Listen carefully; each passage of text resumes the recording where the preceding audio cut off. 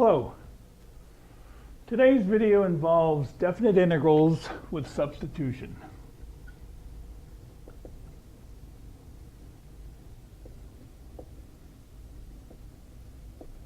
Remember, definite integrals have limits of integration. Our ultimate final answer is a number, and we want to combine what we did with U sub now with definite integrals and how that changes things.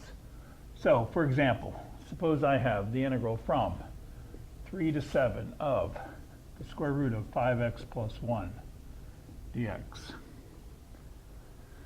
If we were doing this without the limits, we would say u is 5x plus 1, du is 5 dx, or 1/5 du is dx. And I'm going to leave the limits off for the moment. This then would become the square root of u times 1/5 du. Now, these limits, you cannot just take these limits and transfer them down, because these limits go with the variable x. The variable in my integral now is u, so these limits do not apply down here. What we need to do is to change the limits. When x equals 3, using this pattern, we get u is equal to 16, and when x is equal to 7, we get that u is equal to 36.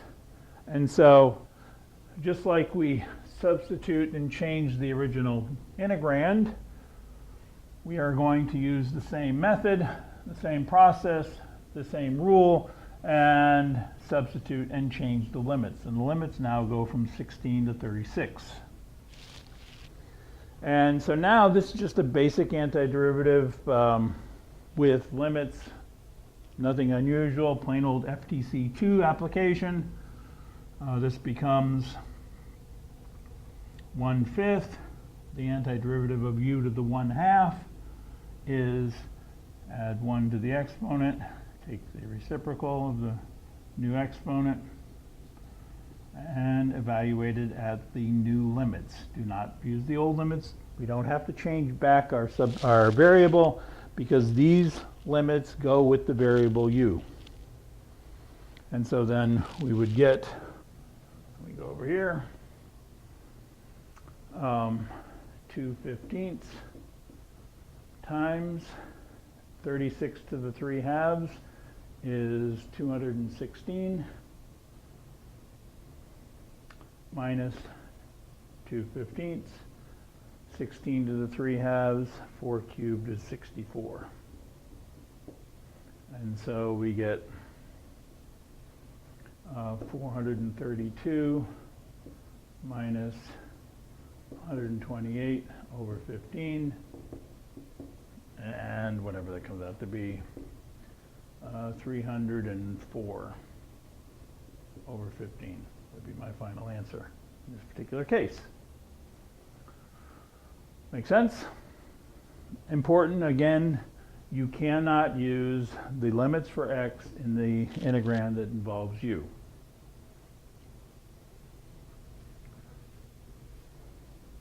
Let's look at another couple examples. Suppose I have, this is D in your worked out solutions. The integral from 0 to pi over 3 of 7 to the secant of x times secant of x tangent of x dx.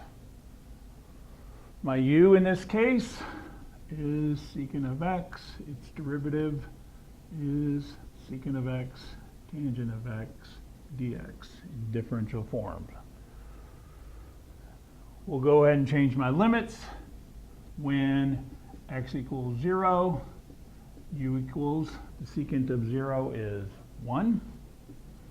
And when x equals pi over 3, the secant of pi over 3, 1 over the cosine of pi over 3, the cosine of pi over 3 is 1/2, therefore the secant of pi over 3 is 2.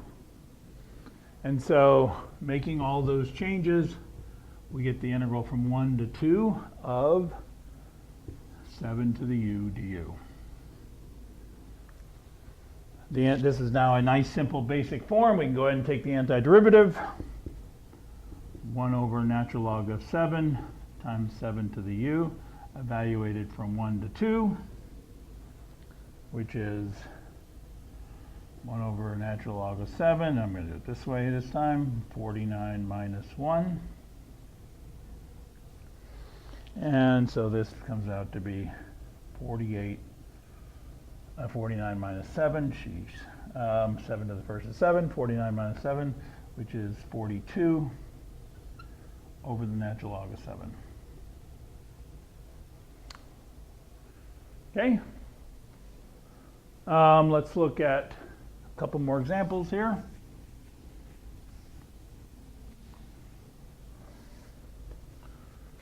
The integral from e to e cubed of 1 over x ln of x dx.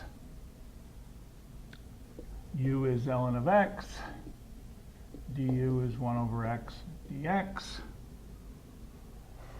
And when I make my substitution for the limits, x equals e becomes u equals 1. Natural log of e is 1. And x equals e cubed means u is equal to 3. And so this ended up becoming the integral from 1 to 3 of 1 over u du. ln of x is u, 1 over x dx is du. The u is in the denominator, and change the limits. This then becomes natural log absolute value of u, evaluated from 1 to 3, which is natural log of 3 minus 0. That's all there is to it. And one more example here. If I have the integral from 5 to 13 of x over the square root of x minus 4. Here we're going to have to make another substitution. U is x minus 4. Du is dx. That takes care of what's inside the square root. The dx, I still have to take care of the x, and so remember we did an example like this previously. X is u plus 4. I also need to change the limits. When x equals 5, u equals 1, and when x equals 13, u equals 9. All of these changes have to be made. This then gives me the integral from 1 to 9 of u plus 4, that was this piece, over the square root of u du. Or, using algebra, this becomes the integral from 1 to 9, the square root of u plus 4 over the square root of u. Or let me actually write this as u to the 1/2 plus 4u to the negative 1/2. Now we can use the reverse power rule to take my antiderivative. I'll go do this over here. This becomes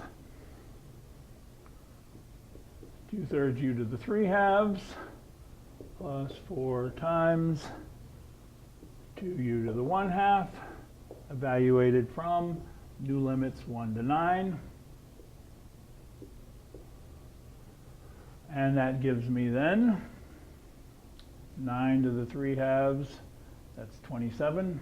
So 2/3 times that is going to be 18, plus 8 times 3 is 24, minus, this is a 1, not a negative 1.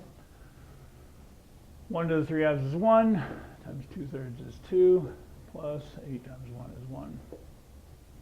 And so I get then, what is this? 42 minus 1 is 41, minus 2/3, and so that is 40 plus a third, or 121 thirds.